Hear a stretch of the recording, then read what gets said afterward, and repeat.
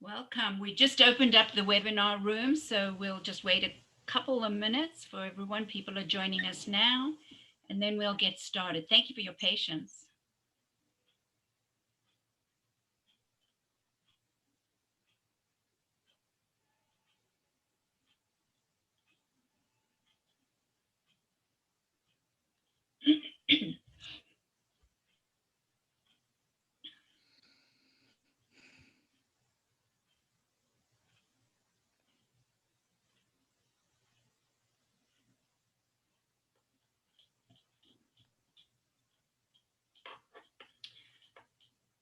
Okay, we have 201. So welcome everybody to this live webinar in our series, Intimacy and Trauma. And on behalf of Next Generations and the Now for Holocaust Survivors initiative at Morse Life Health System, I welcome you to another of our live webinars. We have 138 attendees registered for today. My name is Jenny Frummer, and I'm the director of the Now for Holocaust Survivors Initiative, and I work closely with Next Generations as the director of strategic initiatives. A few words about your host organizations.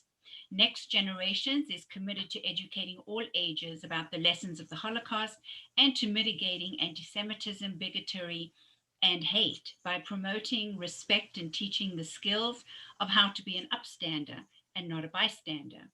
We also are committed to supporting Holocaust survivors and their offspring, the second, the third, and the fourth generations, or the next generations of family members.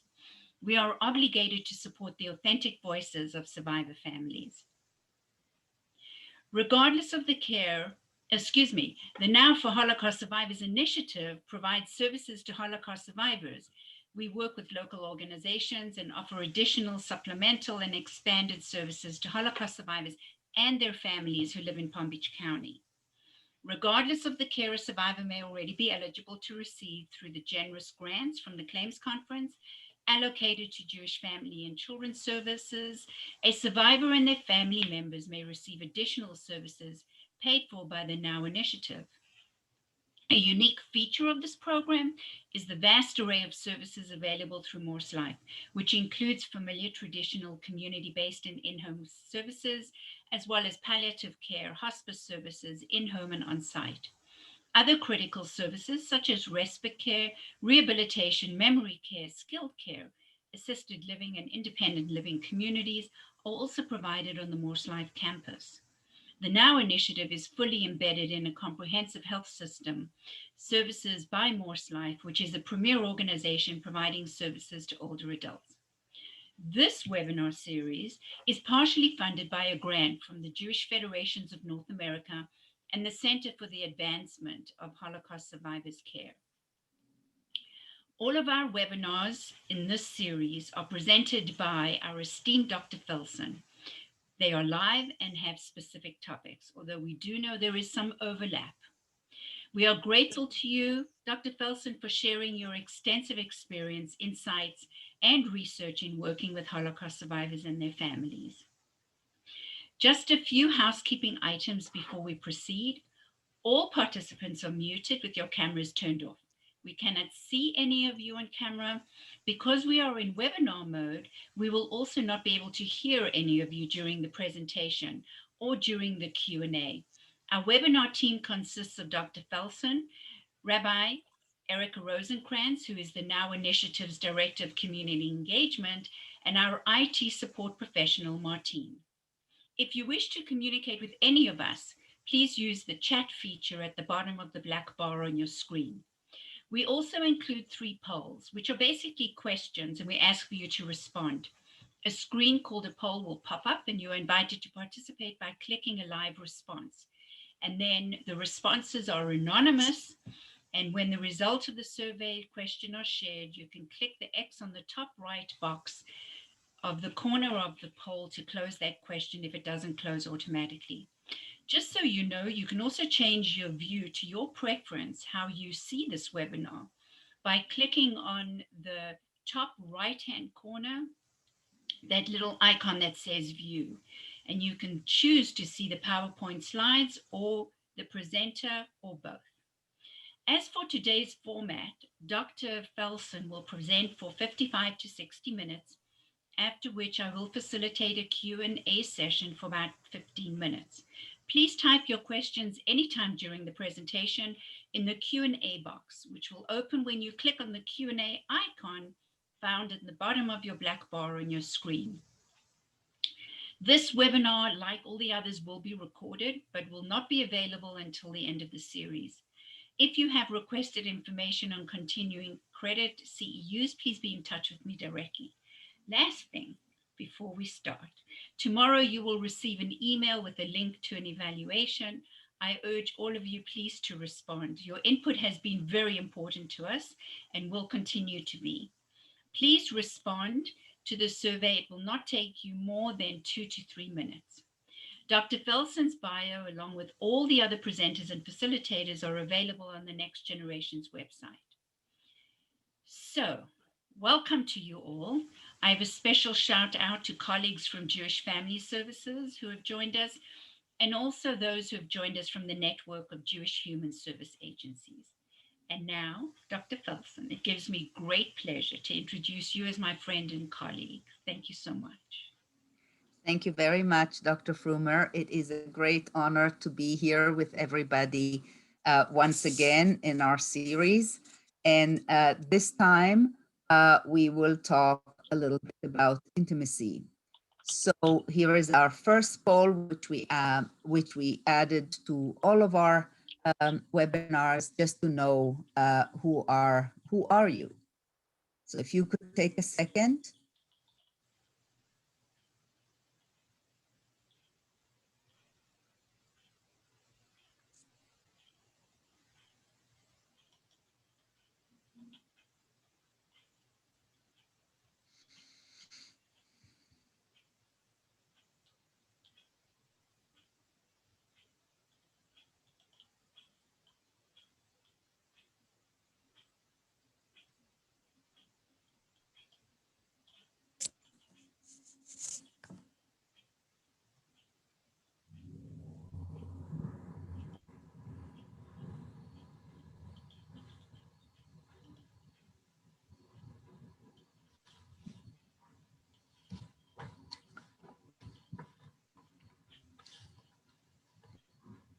And just to let you know, when the poll goes up, Martine, our IT support professional, will give it a minute, and then we'll actually share the results of the poll before we move on to the next one. So we'll keep it up for a minute, right? Exactly. Okay. And these are the polls that are now, this is the result of the polls. Okay. So we can go to the following two questions that we have, and then we'll go to our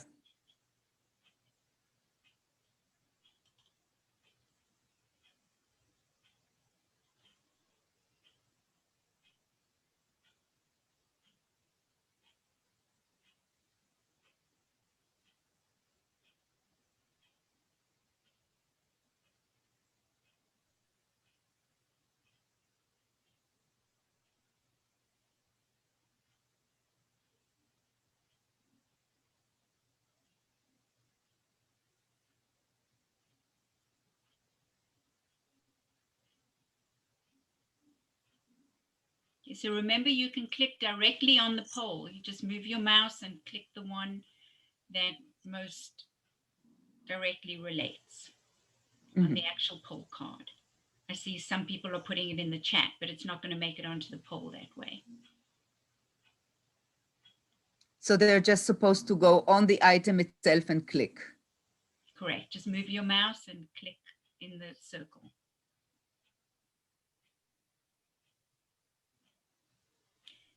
And then the poll will be shared with all of us so we can see.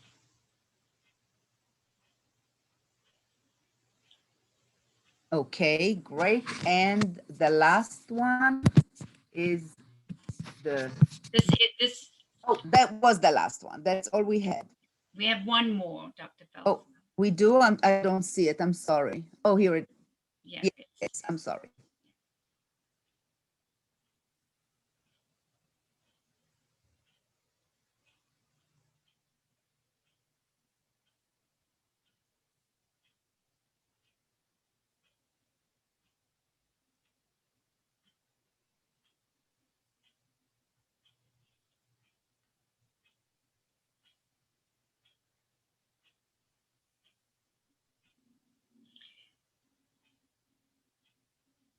think there was some confusion. The poll is actually the card that comes up with the green line through it.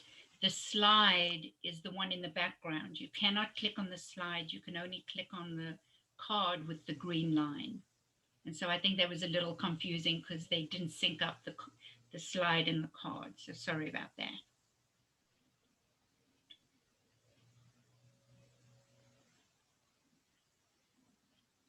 Okay. Great. Great. So we can, thank you so much, and we can move on from here, right? Okay. So, according to the data that we have from the World Health Organization, from the World Economic Forum, from sources, the Census Bureau in the United States, we know that there's a so-called graying of the population globally, as well as in the United States. The life expectancy currently in the United States is at 80 years of age. And within the next few years, it's expected to reach 90. And therefore, it is really important to develop all kinds of innovative ideas and approaches that will help us remain independent and in good health, given the increased longevity that we can anticipate. First of all, I like my cartoons, and I think humor is a very important aspect of resilience. So here is one from the New Yorker.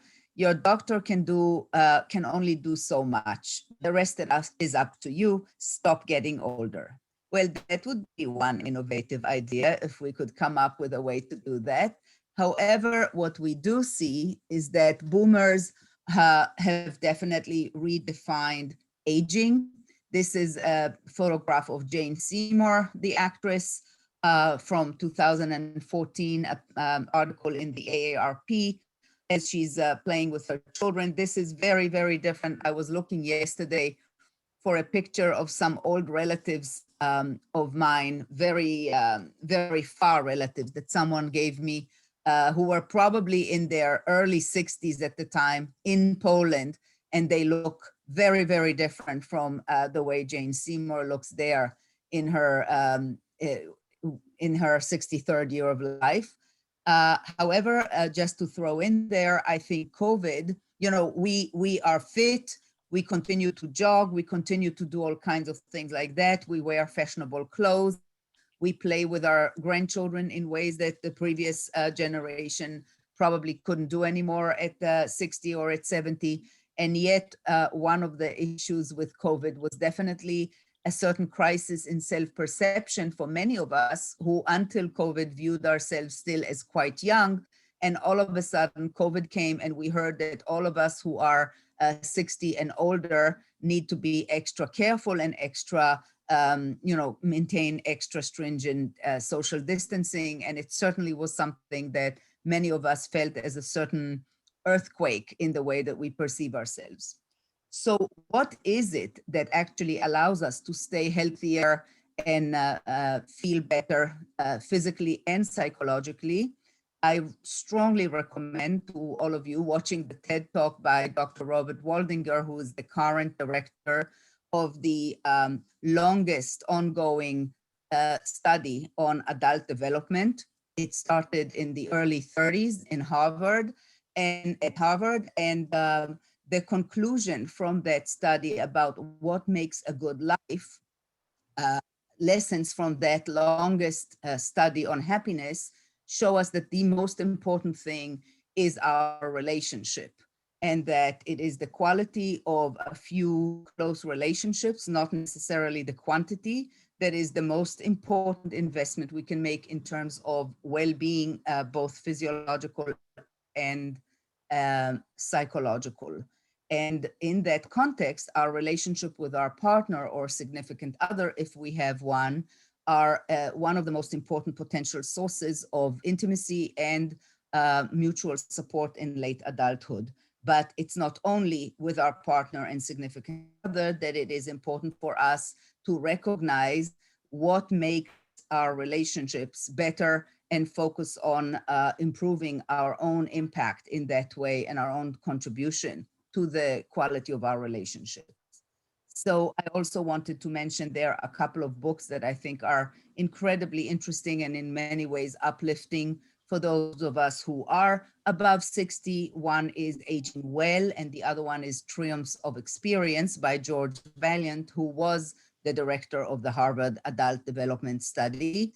And a reasonably, relatively more recent book, Wiser, the Scientific Roots of Wisdom, by I forget his last name. I can show later. The picture is here.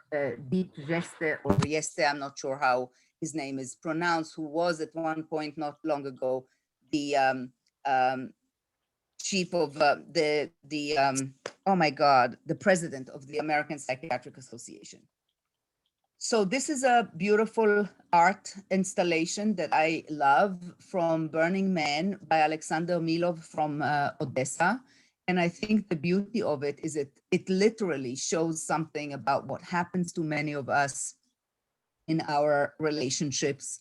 As we grow older, we develop all kinds of defenses, and these defenses sometimes become very rigid, and they actually prevent us from being able to establish the intimacy that we still continue, most of us, to crave and long for. So you see inside the essence of our, our human essence of our wish to connect and our wish to relate to each other in a more immediate and loving way, and the defenses that keep the adults facing away from one another and looking rather sad. Now, that is not to say that all of us find ourselves in that situation, but I think it's an important image that speaks to some of the things that I would like us to pay attention to in order to improve our capacity to relate to each other. So how do we, what do we bring to the table to improve, if we want, our relational capacities? So studies suggest that with increasing age in adulthood, so somewhere from, young adulthood onward, people actually develop all kinds of things that might be very useful and helpful in terms of our maturing relational capacities. So we develop a certain value relativism, the capacity to simultaneously see and validate multiple truths, understand that there isn't only one single truth. We develop the capacity to understand, accept, and tolerate that a certain degree of uncertainty is a fact of life. We also think less in black and white. We understand all the grays that are, all the shades of gray that are in between things. And we develop a capacity to see both ourselves and others from multiple perspectives.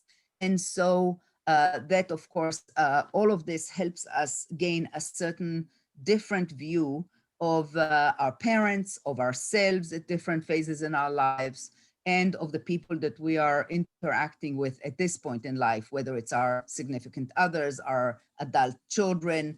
It may help us adapt to changing roles inside the family, as other people marry into the family and change the way things are done, accept the fact that there are different ways that things can be done and not be necessarily so offended by these differences. And we also become more emotionally complex, so to speak, or we increase our emotional complexity, which is a construct that speaks to our ability to our ability to experience positive emotions in the midst and alongside negative emotions or within a difficult situation. And these are not philosophical concepts. These are really concepts based on empirical findings. It's important for me to stress. So I will perhaps skip some of these, or I'll just say them very quickly. By middle life, we bring that sort of capital to the table, which includes, in terms of cognitive ability, yes, while we might not be able to learn new things as quickly as we did at 80, we actually have a lot of what's called crystallized intelligence. So everything we learned very well and practice very well throughout our years. And we have a great accumulation of experience, of knowledge, or what we call expert systems, especially if we use it continuously. So the stuff that we learned and that we became very good at. So also with age, clearly our physical health declines somewhat, there's no denying it, but empirical studies also show that mental health often improves actually with age. And I talked about emotional complexity, the capacity to experience positive emotions in the midst and alongside difficult ones.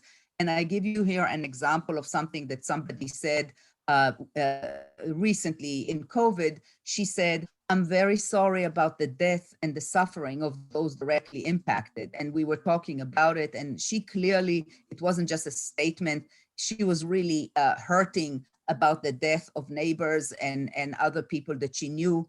But at the same time, I'm very grateful for the gift of spending more time with my family. She was talking about the fact that it created an opportunity that wouldn't have been there otherwise, and how able she is to enjoy it and to be grateful for it. And that is the capacity that I'm talking about, to be able to really feel the complexity of those emotions simultaneously. In terms of changes in mental health, you know, we also see, we have in psychology a concept of the big five sort of areas of personality that are very central to our personality, to our development, and a lot of research has been done about them, what changes throughout life, what doesn't change throughout life, what is important in various contexts. And what we see is that what we call neuroticism, which in short is our tendency to easily experience anger, anxiety, depression, vulnerability, and other negative emotions, neuroticism slowly declines in the older years. Extroversion and openness to experiences, to new experiences, declines a little bit with age. But on the other hand, agreeableness, are sort of being more agreeable, more pleasant to the people around us, more calm, actually increases. So these are things that contribute to the fact that we often see in older people a more even kind of attitude, a more a calmer, more even, more yeah. We also see basically a change in the focus, in the motivational sort of focus of people, where in older age, we shift from trying to control the environment around us to controlling our own negative affect, to trying to be more able to shift our own negative feelings into better feelings, and just be focused on how can I make myself feel better, rather than how can I make the environment behave the way I would like it to behave so that I will feel better. There is now, since the 70s, a real area of empirical studies that look into wisdom. Wisdom is basically something that in most cultures is attributed often to older people, and many people felt that it's very important to understand what it is and if it's the same in different cultures. And surprisingly enough, there are many, many things, not all, there are differences between cultures, but in many ways, wisdom is perceived by people, or the things that make one be considered wise are perceived similar interculturally in different cultures. And so the study, the empirical study of wisdom, which is quite rich by now, and I'll be happy to give references to whoever is interested, I find it fascinating. Wisdom, as it is studied, refers to a fund of both factual and what we call procedural knowledge, or life knowledge of how things are in life, how to do things, how to be with others, that kind of knowledge that we accrue throughout our life experiences, And this relativism of values that I spoke to before, the understanding, coming to the understanding that our values, even the ones that are very important to us, are maybe not the only ones possible in life or the absolute best in life. There are other people who have other values, other priorities, the capacity to see what seems to be contradictory perspectives is what is referred to as wisdom in terms of the attributes that are being researched. And while not, of course, all older adults get better with these traits, the components do seem to be something that increases in older age, in adulthood for many things. There is at least a trend like that. And so what are the most important components of wisdom as we understand it currently? Self-reflection, the capacity to look inward, to think and to analyze one's own behavior is very, very important. Empathy, the interest and the care for the way other people feel, compassion, altruism, emotional regulation, the capacity to control our own emotions, acceptance of uncertainty that I mentioned before, the capacity to contain multiple truths and diverse perspectives, as I said before, and a certain spirituality, a certain sense of connection or appreciation with something that's greater than the self, something that can be God for some, for others it's nature, for others it's humanity, something that feels like is a little bit bigger than ourselves. And the developmental approach is where I turn to our relationships. So wisdom is what we would like to gain as much of and as fast as we can, more of, in order to make the best of those many additional years of life that we hope to have in good health, in good relationships. And that's why it's so important to be able to focus on those components and know what it is that I have more of, what it is that I need to focus more of. And by the way, there are questionnaires that can help us do that. And I can also include those to whoever is interested, things that we can fill out and see where do we stand personally and what do we need to maybe pay more attention to in order to increase our wisdom and in order to have the benefits of it in our lives. A developmental approach to life means that all of our behaviors have meanings and all of our behaviors are rooted in our personal history. Our development takes place in the context of relationships, first and foremost, of course, in the relationship of our family.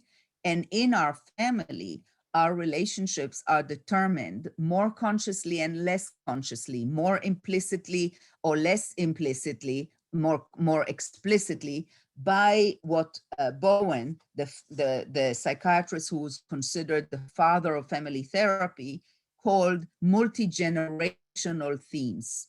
So in our families of Holocaust survivors, of course, the multi-generational themes go back to themes of our parents, themes that were passed down from our trauma survivor parents to us, to our children, and also themes that were passed to our parents from their grandparents. Bowen felt that, and I totally agree with that, that in order to understand the dynamics of an individual or a family, it's very, very important to look at everything that we can gain, every insight we can gain about at least 3 generations before that person.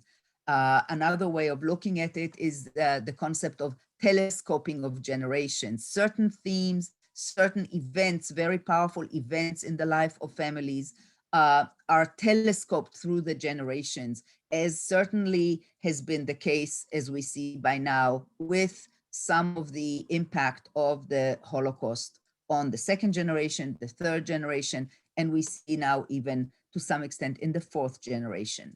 So the first things that determine any kind of behavior in the present, any kind of significant behavior in our present are actually things that are rooted most often in things and interactions that happen in the context of our relationship with our parents, especially things that either brought us pain in that relationship or things that helped us very much avoid pain or things that were greatly reinforced.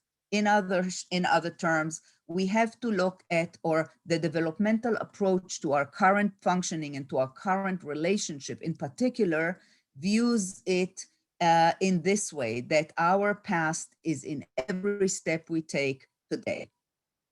So yes, our own relationship is very much colored by our personal legacy. And as Bowlby, who was the father of attachment theory, stated, highly ingrained patterns that were experienced for the child in early interactions with their most important caretakers, most often the parents. These highly ingrained patterns are carried forward in many ways into our subsequent relationships. And what I think is so important to emphasize is that at this time, when we are all as second generation entering middle adulthood and the later part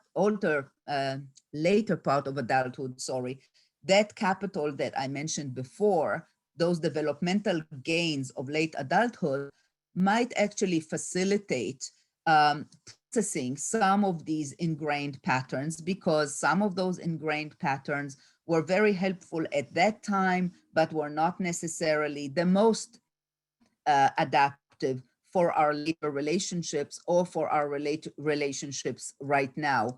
And we have a chance now with those developmental gains of middle adulthood and late adulthood to change certain things, to increase our self-reflective capacities, to increase our capacity to see different perspectives, and to make things better for ourselves in those most important relationships. And in the case of second generation, as we spoke about in the previous meetings, there are many intergenerationally transmitted experiences from our relationship with our survivor parents that were impacted specifically by the effects of trauma and that were somewhat problematic in our lives and relationships in later contexts.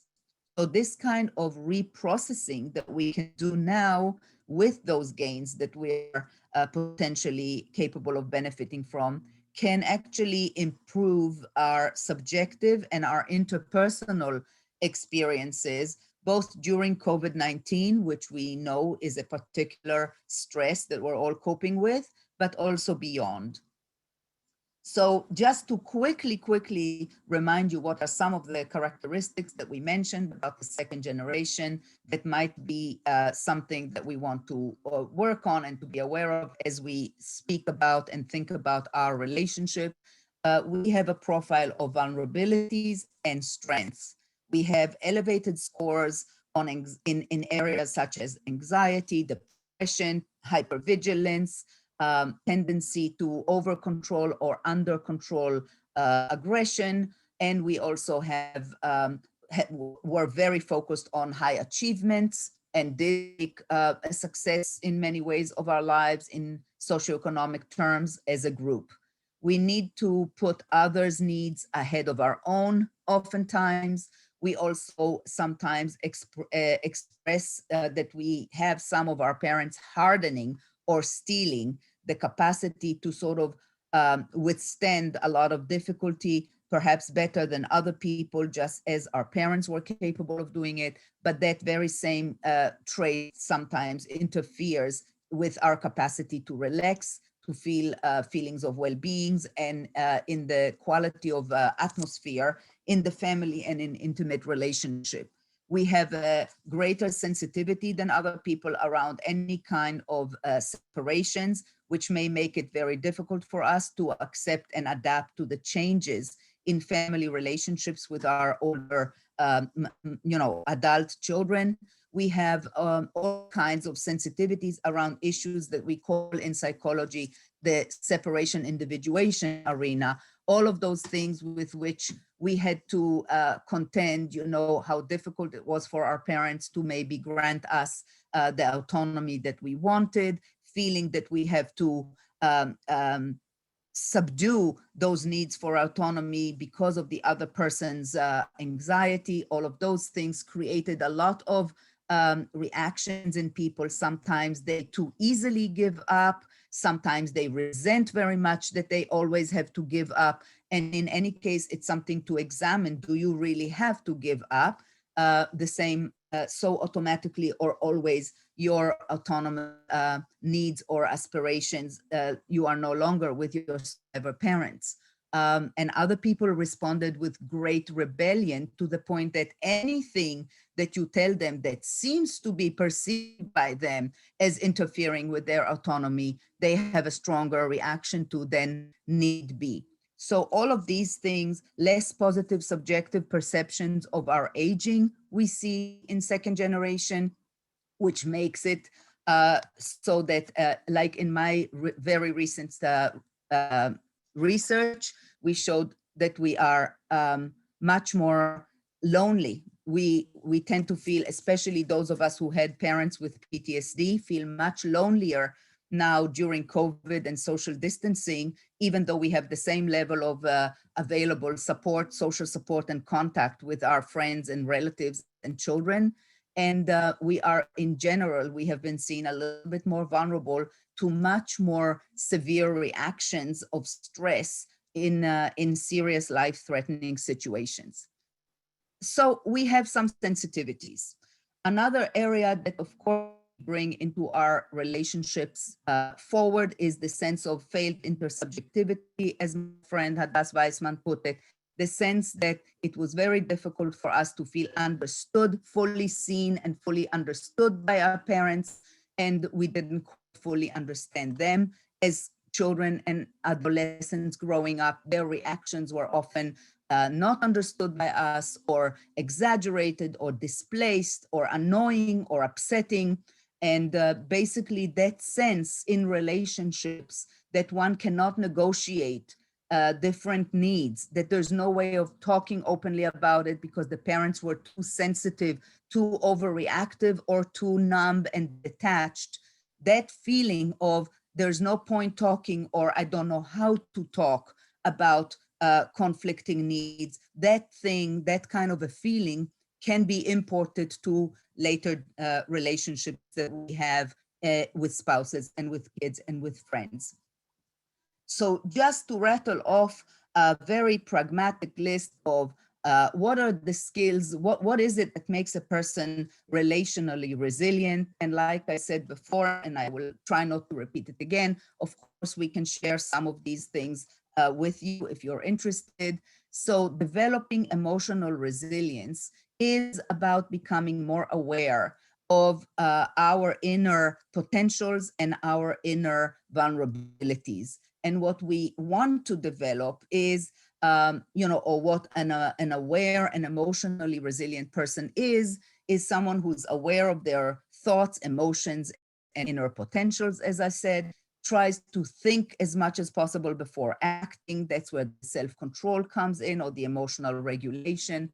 Is someone who's patient, understanding, and willing to adapt, is high on acceptance and forgiveness, focuses on finding solutions, so not so much on being right and who is right, but on what will be the best solution that will give the most to both parties when there is a difference, expresses his emotions in a socially acceptable way, so no screaming and yelling and slamming doors and other things that some people have seen in their homes with parents who were overreactive or triggered by post-traumatic reminders, does not bottle up negative emotions, but has a way of actually expressing it. So this is where the interpersonal, intersubjective failure is very important. We need to learn that skill. How do we express hostile feelings or negative emotions?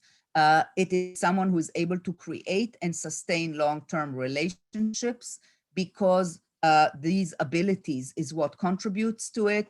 And it's someone who's not ashamed to ask for help when they actually really need it. So these are important things.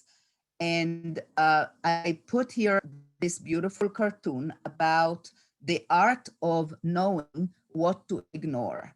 So here are these two people, they see the same view, look at the different art that they are creating. One is painting the, what is it called? On the window,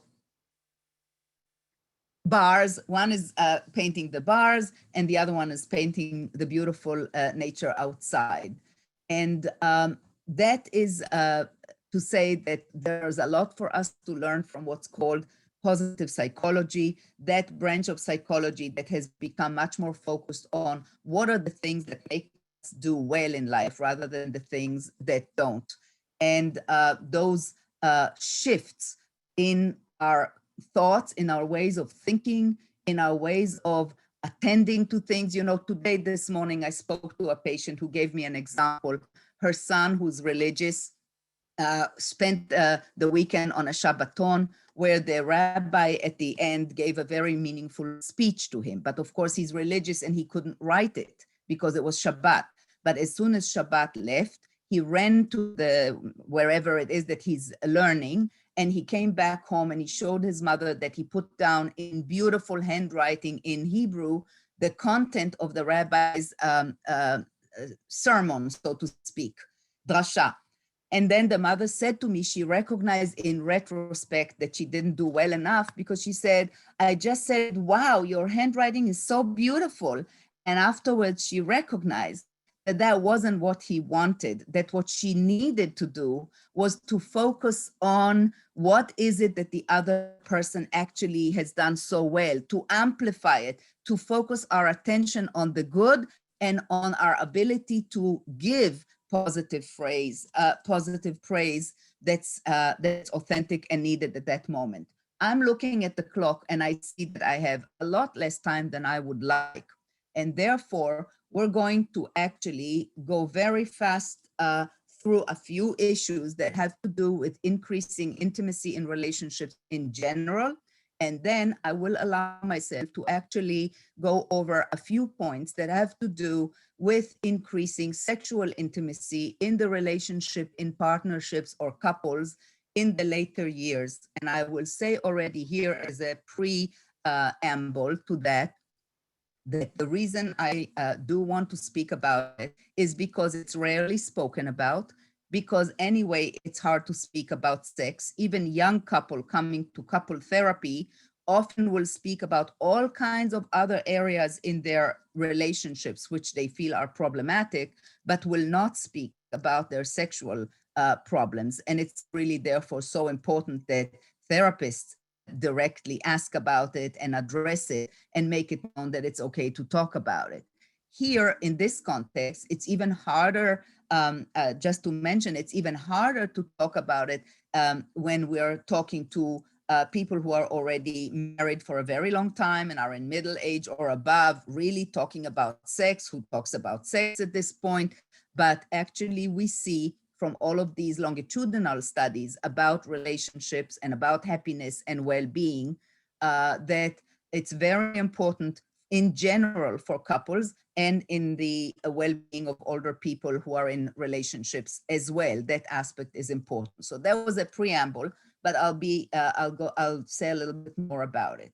So strengthening relationships in general requires that we all try to work on our active, constructive responding, which means you have to become very aware of the differences between styles of responding to each other. Some people tend to respond in passive, constructive ways. We can sometimes be very constructive by being passive, such as when we bite our tongue and don't say something at the wrong time or at the wrong, in the wrong context. Sometimes passive can be constructive.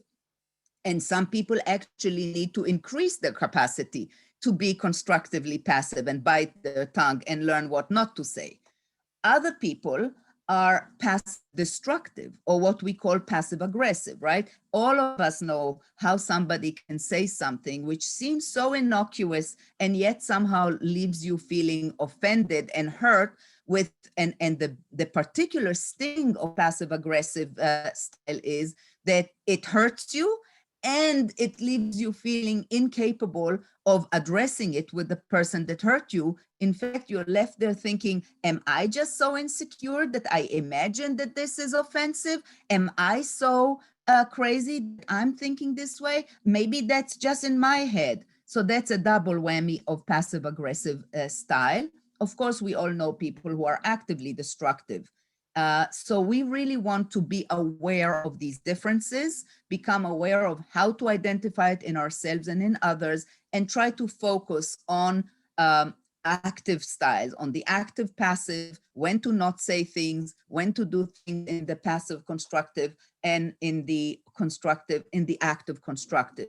So how to say things in a constructive way, how to give constructive criticism, how to speak in a constructive way about negative emotions. It's very important for the strengthening of our relationship to understand what are our unique strengths and what are the unique strengths of the other person, and how to relate to them in a way that allows most of our strengths to come into the fore and most of their strengths to come into the fore. To give specific, authentic praise is very important. Many of us think that we only need to start speaking when there is something that's not right and that displeases us, but many of us actually need to learn to give appropriate praise when the other person does something that is very pleasant, very good for us. And of course, we know we have to be very aware not only of the content of communications, but of the nonverbal body tone, body language, tone, the pace in which we speak, the gaze with which we look at the other person, and all of those things. So with regards to those issues that I rattled off before, as some of the characteristics of the second generation that we talked a lot more about over the course of the past few months, identify your personal icebergs in the deep, so to speak.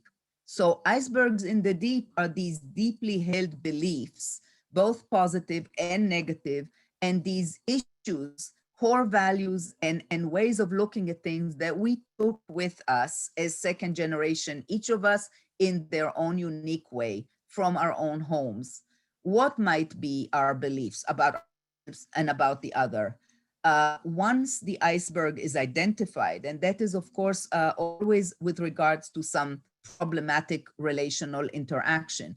Once that iceberg is identified, we can then evaluate it against some of these questions, such as, is that still meaningful to me? For example, putting the other person's needs always ahead of mine. Is it still meaningful as it was with regards to my survivor parents? Is it appropriate for this particular situation? Is it overly rigid, my tendency of doing it? Is it useful? Does it enhance my functioning? Does it enhance the functioning of those around me?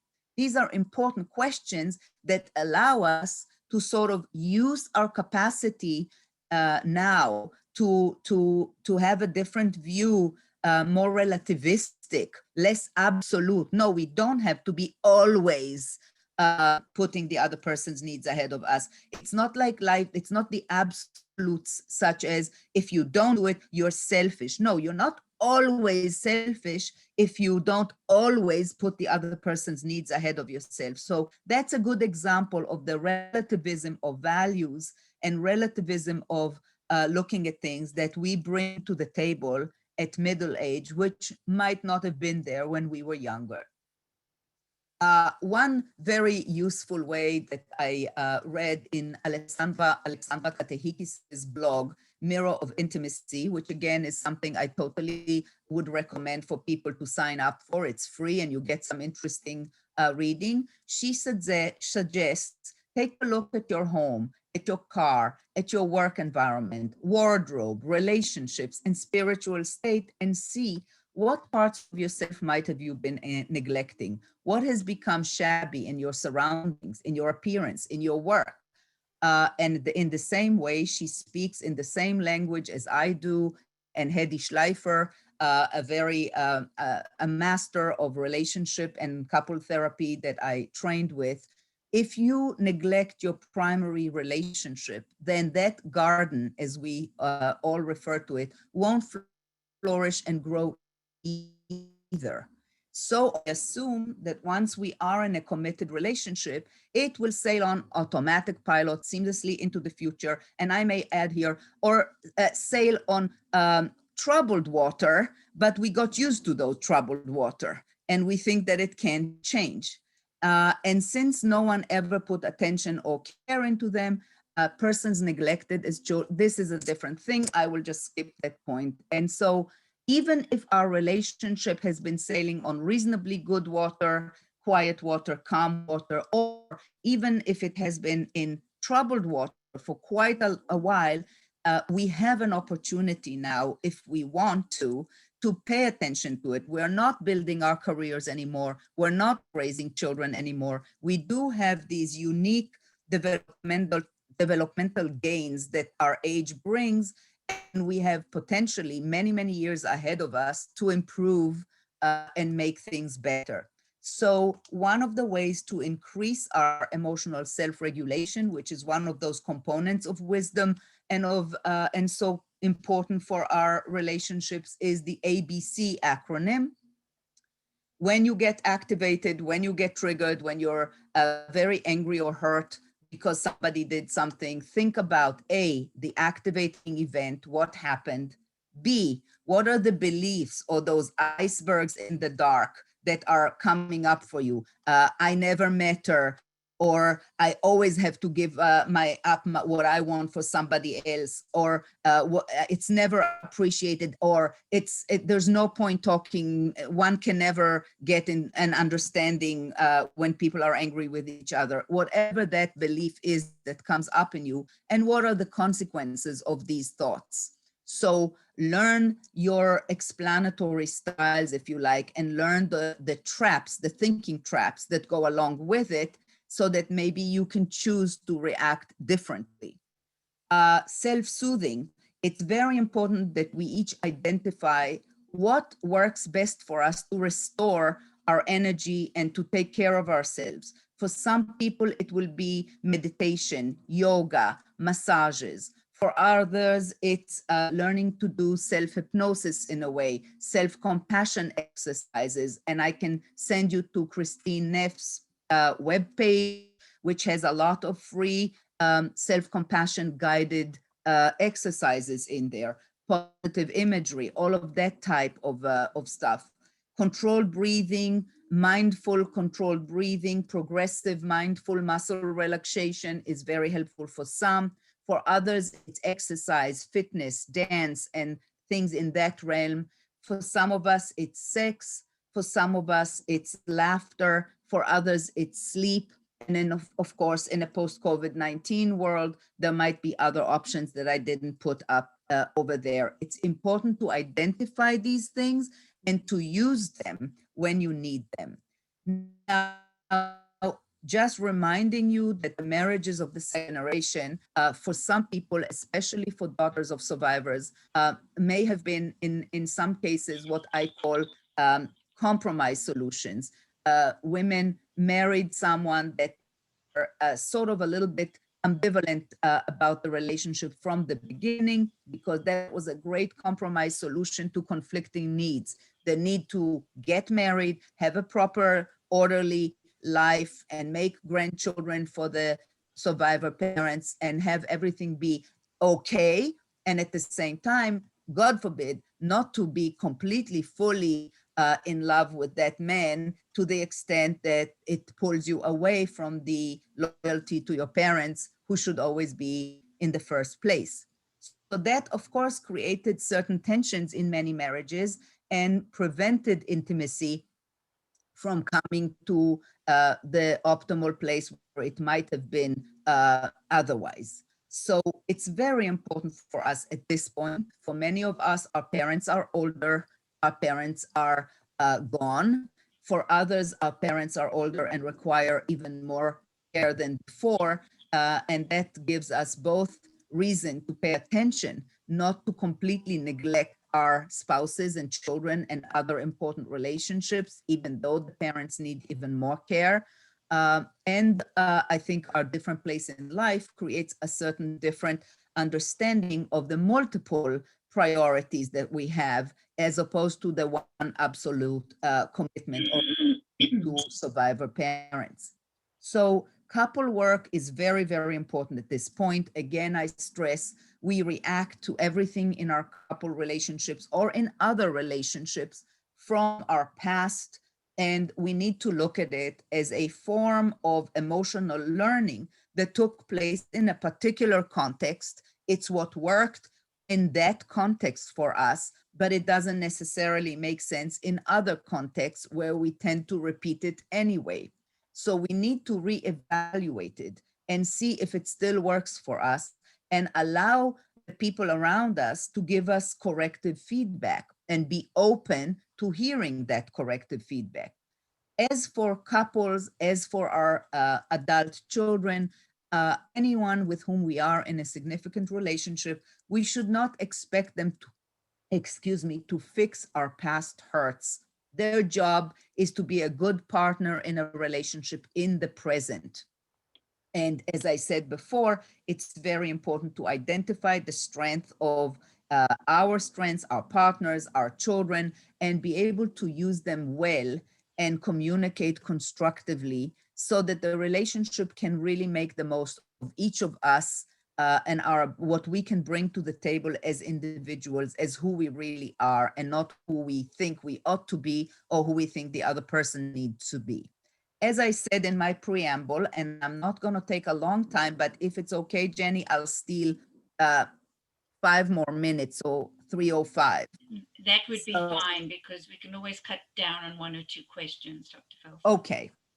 Okay. So as I said, sexual intimacy was often another casualty of trauma. We see it in many, many couples that have PTSD reactions or post-traumatic reactions in them. So even when the relationship is considered very good between them, there seems to be a particular injury in sexuality. And that may have been the case for many of our survivor parents, because as I showed you in the graph, that was a meta-analytic study about survivors, most survivors suffered from significant post-traumatic stress symptoms for 60 years after the war. So you can only imagine that in that way, they suffered from even more of those symptoms in the early years when they were initially together and married, younger, raising children. So some of that attitude or sense of what sexuality is about and what sexual intimacy is about is something that children also get somehow through the atmosphere in their homes. This is also part of the dowry that we bring into our later relationships with sexual partners or with our spouses. So I wanted to just quickly mention this beautiful way of working with couples that I think I would love to at some point in the future, when we can be all in the same room, I would love to actually do in practice with you, because it's so different. But it is it's based on encounter-centered couple therapy, which is an offshoot of imagotherapy, but this is a particularly more Jewish spin of it, which I trained it with Hedy Schleifer and her husband. Its its theoretical roots are from attachment theory and from the philosopher Martin Buber's I and thou, which we can, of course, talk about more if you would like, and from self-psychology and from neuroaffective science, and what we've learned in neuroaffective science about the power of mutual regulation, how much we get, our brains get from each other, from non-conscious brain-to-brain communication, and how much we can help each other regulate our emotional state if we know how to do it. And I would love to talk about that more, but I think given that we have so little time, I'll just tell you, it's important to remember and to think about yourself and others in this way.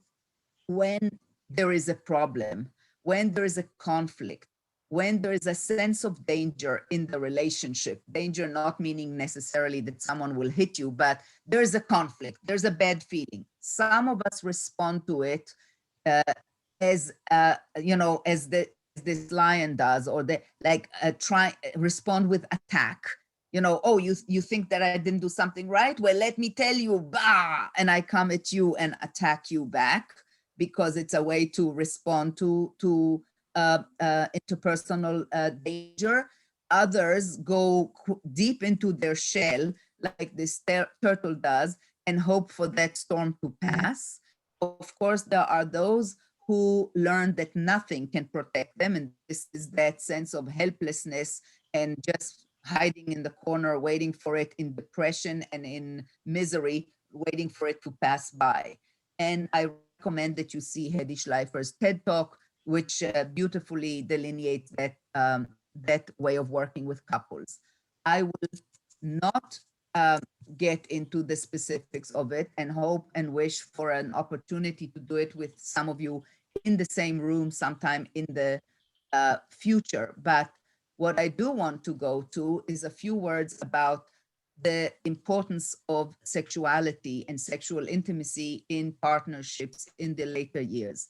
So first of all, we know that there's a very high rate of partnerships and marriages that become non-sexual or asexual in the United States. And what do we call asexual is an arbitrary definition that the field came up with that says if a couple has less than 10 times a year sexual relationships, they're essentially asexual. And what do we know from the studies that we have about how this is related to marital satisfaction or relationship satisfaction?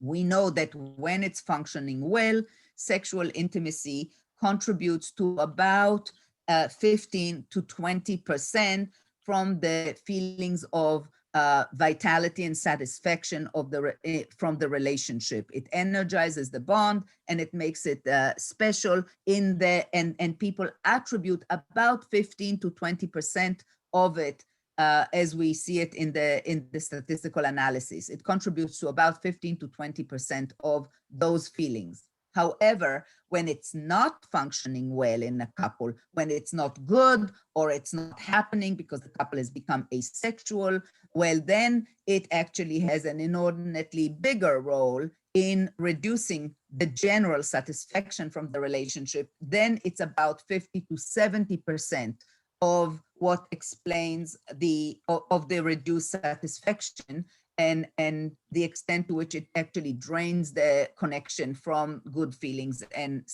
feelings of intimacy. And the longer the problem has been allowed to go on, the more self-conscious and awkward and deficient the couple feels, and the harder it is to break that cycle. However, we also know, especially in the older years, that, but not only, even in the younger years, that becoming asexual or non-sexual couple is associated with feelings of shame and stigma, feeling like something's wrong with me, I'm so unattractive, undeserving, irrelevant already, aging, all kinds of bad feelings that are associated with it. Now, inhibited sexual desire in one of the partners, which is often the case why couples become asexual, is a very common sexual problem, and it it is reported, or it is estimated to be the case for 1 out of 3 women, that's a lot, and 1 in 7 men. So the discrepancy in sexual desire, which is often the case, is something where the lower desire partner may wonder why it is that sex is so important to the higher desire one, or feel incredulous or bewildered when they want to engage in it at the times when it's really kind of strange for the low desire one, while the lower desire partner may feel that the other one is sort of obsessed with sex, or may feel used for the sexual needs of the other person rather than experiencing it as something mutual and connecting. The higher desire partner often feels just about as mystified why the other one doesn't feel that sex is more important, and they often feel painfully rejected and hurt, and may not want to continue trying because it's been so uncomfortable. So this is, again, a cute New Yorker thing. I didn't know that an asexual marriage would involve so much reading. And it's very hard to talk about sex. As I said, it's very hard always, but it's particularly hard when we've become a little bit older and certain patterns have been set. And many of us may wish to change it, but may feel very awkward after so many years in a certain relationship to try and change it. People have very different sources of dissatisfaction about their sexual relationships. Sometimes the complaints are about the frequency, complaints about low desire, complaints about the quality of the experience, right? Whether it's not satisfying enough or not connected enough. There can be sexual difficulties that are, of course, all kinds of physiological ones related to medication effects, ones related to all kinds of things. But this status quo is often something that is not very good for any of the partners, and trying to break it is really something that is worthwhile trying. Even at a late time. I can tell you that I've worked with couples in their 70s, and I once even worked with a couple in their 80s, and it's still a worthwhile thing. And I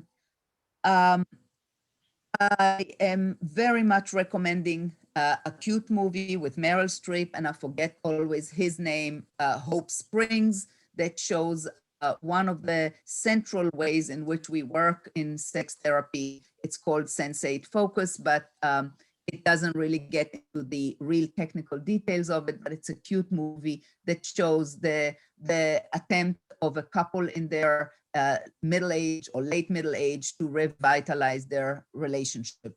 I am so sorry. I think that we would have to stay here. I will just finish with the comment that there are many benefits for good sex throughout our lives. We still have probably many, many years to go, and intimacy in partnerships benefits greatly and can, a relational, the relational intimacy can be greatly deepened by trying to improve things at this point.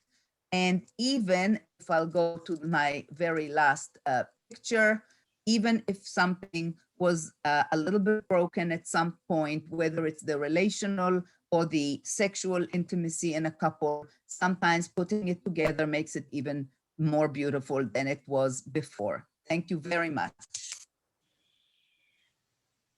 Whew, thank you, Dr. Felsen, for all of that. I can tell in the chat that some people felt the slides went really fast for them. And if you wouldn't mind, while I'm asking the question, if you can do both things. Yes. There was a reference to a TED Talk, and there was a reference to Hedy Yes. Schleifer's Yes. reference. Yes. If you so you know what I will do, Jenny? How about that? I will go through the slides, and all of these things that I referred to, including the TED Talks, the names of the books that I recommended, and a few other things, I will put on my blog sometime this week or on the weekend, and everybody can see it there. Okay, and how do people get to your blog? Oh, so it is, you go to my website, which is, I think, here on the first slide, so people can copy it. It's very easy. It's www. No, yeah, www.iritfelsen.com. Okay, thank you It very will all much. be there. Thank you, Dr. Felsen. So there were a few questions. The first question, and not in any particular order, is do 2Gs, children of survivors who are married to one another, have Yeah, a harder time with intimacy with each other? that is a fabulous question. I cannot answer from an empirical point of view. I am not aware of an empirical research study that looked into that and compared pairs of 2Gs as opposed to couples who are mixed, so to speak. But I think personally, my clinical impression is that yes. Okay. Someone asked if you could remind them what OHS is. Yes, that's offspring of Holocaust survivors. Thank you. Someone commented that it sounds like the definition of wisdom is similar to the definition of emotional intelligence. Yes, yes, absolutely. It's very true. And another question wondered if what you were saying was that you feel that the second generation women or couples might want the spouse to be a parental substitute in terms of meeting each other's needs. I don't think that that would be something I would make as a general statement. I think that we all have to look into our own personal legacy, our own personal, relational legacy. What happened to us in our own family? What were we missing? What are we longing for? What do we want? And understand in which way we are trying to find that in our partner. And we then can decide which parts of it are reasonably to be expected from a partner, and which parts of it are those parts that I referred to when I said, our partners cannot they cannot repair our childhood wounds, and they're not supposed to. They're supposed to be a good partner in the present. And therefore, if our expectation is somewhat such that can be met in the couple, such as my father was, the woman I talked with this morning, one of the things that she said was, my father, he was a very intellectual man, very, very bright man, but very, never talked in terms of the relationship, never referred, the communication in the family was very pragmatic. It was all about, the machinations of life, not about how we feel, how we relate, none of that. And she said, it was very clear to me that I did not want that in my husband.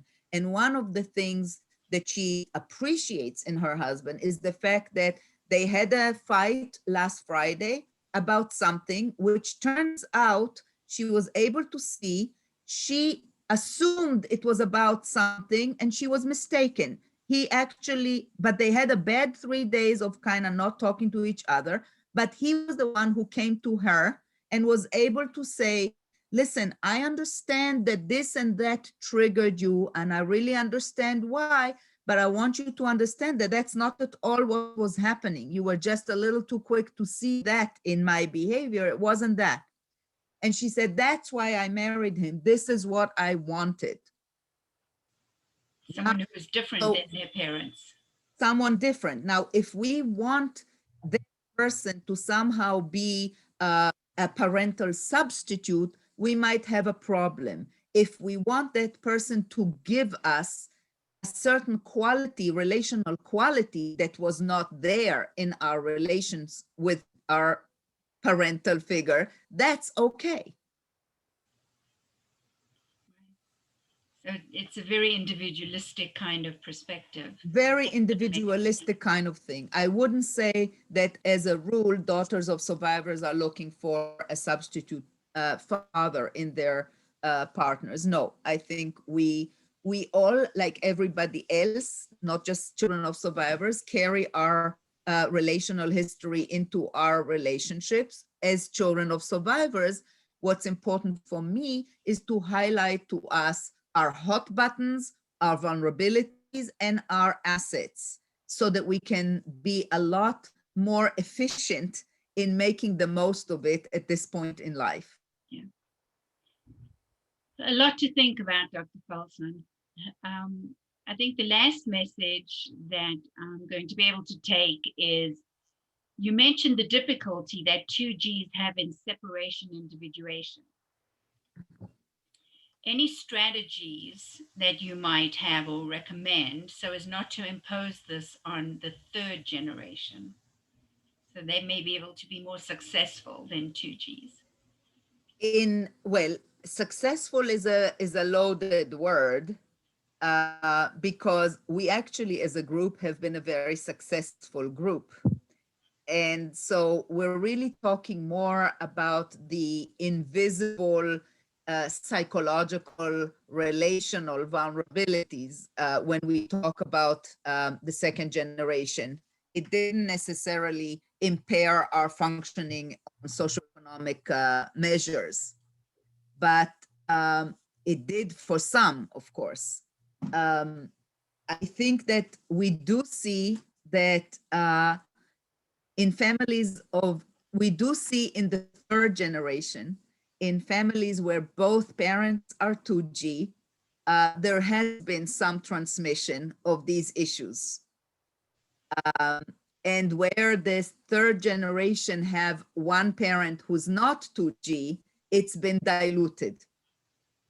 So, all we can do is try to follow the steps that I essentially delineated about all of our problems in relationships. When an issue comes up, when a child says, I want to go for 6 months to Kathmandu, and our reaction is whatever it may be, to sort of stop and think, what was the activating event?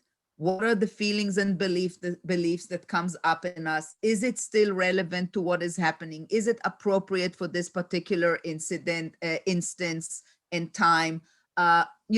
To allow ourselves to reflect better and to be able to respond from a less automatic, less reactive place that's determined by these deep icebergs in the deep, these deep relational and psychological and emotional elements that have been ingrained in us, and more from a more thoughtful part of our brain that can actually be using the benefits and the gains of our life experience, of our different perspectives now, of all of that, including the perspective on our own, recognizing our own vulnerabilities in this respect, and maybe deciding to take a step back from it a little bit. It sounds like you're suggesting that we learn to be more responsive as opposed to reactive. Right, and to take those steps the way that I delineated them is simply to remind ourselves a certain scheme, a certain ABC, so that we can sort of slow down the automatic emotional reaction and be more responsive from the prefrontal cortex and not from the amygdala, not from the alarm system that comes up in us, but from the thoughtful, responsive place that's a little bit more regulated. A lifelong journey, I would imagine. A lifelong journey every day. Like AA, right? Like AA. Right. There's one last question we're going to squeeze in here, and then an opportunity to make a comment.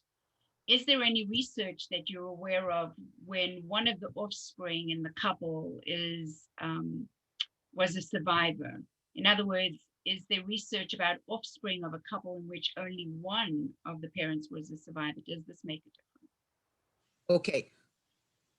We include in many research studies, including my own, a group of children of survivors. We tend to do that now pretty routinely, that in any study that looks at the reactions of second generation to no matter what, whichever issue is being examined, we try to have a group of children of survivors who had two parents who were survivors, one parent who was a survivor, or sometimes it's two parents survivors with PTSD, one parent with PTSD, two survivor parents without PTSD. You know, these distinctions we have come to understand are extremely important. Yeah, thank you. And there've been some really positive thank yous in the chat area and also in the question. And there is a question: if someone is interested in your future intimacy quote sessions that you discussed when COVID is behind us and we're in a post-COVID era, what that might look like and how people could sign up. Sure. So I think that whole part, which you know, we had to do a very brief kind of visit in today, very quick. That whole part. First of all, it's possible that maybe in the next round of this very same lecture, I will change the focus so that we'll see. Maybe I will talk more about it then. But the issue of what the question was about is something that my friend Dr. Frumer here and I were discussing as something that we will do in the post-COVID world, some form of a face-to-face, you know, in the same room gathering of couples who want to improve their relationship, and we'll do a 2-day, a 1-day or a 2-day or intensive kind of focus on all of these things in a very hands-on way. So some lectures and some guided work between the two spouses or two partners throughout the day or the 2 days that will be together. And it will, of course, be, when we decide to offer such a thing, it will be on my blog. And I'm sure Dr. Frumer will put it out in many of her ways of putting out information. So if you're interested, just follow her and me, and you will be immediately aware of it when it's offered. It's something that I am very much wanting to do. And we've discussed it, and there will be enough notice. Yes, there will be plenty of notice. We'll give lots of notice for it. Yeah. So I really want to thank you so very much, Dr. Felsen. And I want to thank all of you who attended today, and for your comments and your questions. And we look forward to seeing you towards the end of the month. And Chag Hanukkah, Chag Sameach, and be well and be safe. And thank you for joining us today. Chag Sameach. Thank you. Thanks. Bye-bye all.